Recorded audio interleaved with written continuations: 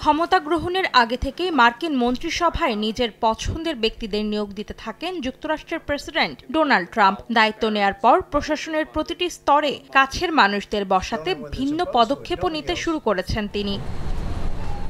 এবার অর্থের বিনিময়ে সব কর্মীদের চাকরি ছাড়ার প্রস্তাব দিয়েছে যুক্তরাষ্ট্রের কেন্দ্রীয় গোয়েন্দা সংস্থা CIA।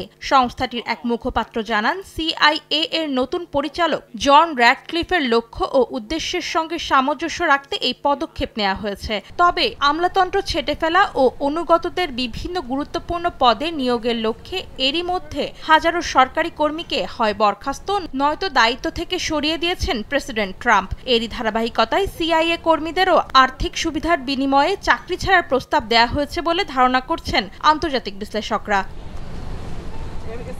এর আগে ৮ মাসের বেতন ভাতার বিনিময়ে যুক্তরাষ্ট্রের কেন্দ্রীয় সরকারের ২০ লাখের বেশি কর্মীকে চাকরি ছাড়ার প্রস্তাব দেয় ট্রাম্প প্রশাসন। সরকারের ব্যয় কমানো এবং প্রশাসনের আকার ছোট করার পরিকল্পনার অংশ হিসেবে এই পদক্ষেপ নেওয়া হয়েছে বলে জানানো হয়। ট্রাম্প প্রশাসনের ঊর্ধ্বতন কর্মকর্তারা বলছেন, এই প্রকল্পের মাধ্যমে সরকারের $10,000 কোটি সাশ্রয় হবে।